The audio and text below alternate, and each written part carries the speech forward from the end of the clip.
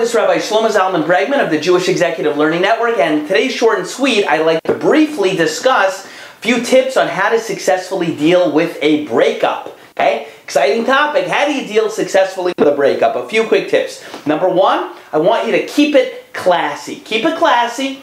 Don't have to get angry, say things you're going to regret. Certainly if you're going to put them in print or in email or in type, things that can last forever. Number one, you got to keep it classy. That's the first tip, dealing with a breakup successfully. Number two, no lashon hara. No lashon hara, it's its own category, but certainly it also falls under keeping it classy. You don't want to be negative about people. You don't want to go around putting people down, because if you start putting people down when there's a breakup, even if it hurts, other people are going to do the same thing about you. Number three, third thing I want you to remember and how to have a successful breakup when things don't work out, you have to understand something. I know it hurts. Sometimes it can really hurt, but remember, there's 3 billion men or 3 billion women who are getting along fine without this person you were just with. Guess what? You're going to join the category too. They're going to get along fine without 3 billion people.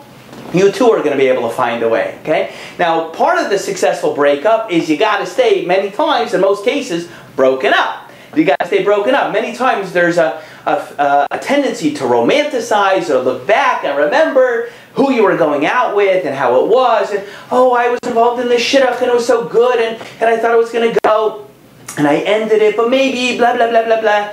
Let me tell you something. You have to remember, in almost all cases, there was a legitimate reason why the other party ended it or you ended it. If you were the one who ended it, don't overlook that reason and whitewash it. There was something real going on there. You're not a crazy person. I know who you are. You're a good person. You wanted to make it work. You want to get married. You want to find your spouse. And it didn't work. That had to be some kind of breakup. I got it.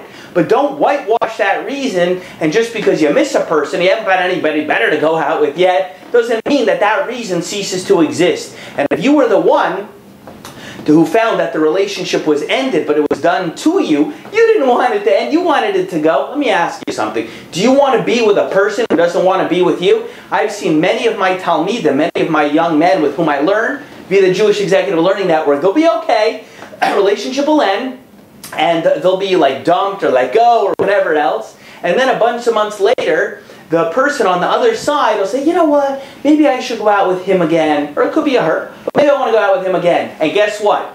They give him a second chance and they get dumped a second time, okay? In my experience, that often happens. The person who ended it with you, deep into a shidduch, and gives you another chance or wants to revisit it, ends up, in most cases, in my personal experience of what I've heard and listened, dumping the person a second time. So anyway, I hope you'll not expose yourself to that. Be strong, be successful, move forward. People don't want to be with you. Forget it, whatever. Okay? I got another video on that somewhere out there. In Torah Anytime in YouTube land, you should check that out as well. Hope you enjoyed today's clip. If there's anything you think I could do for you in your personal shidduch situation, because I'm blessed to mentor a lot of people through this, my wife and I, let me know. My email is director@jeln.org. I hope you liked today's clip, and we will see you the next time. Thanks.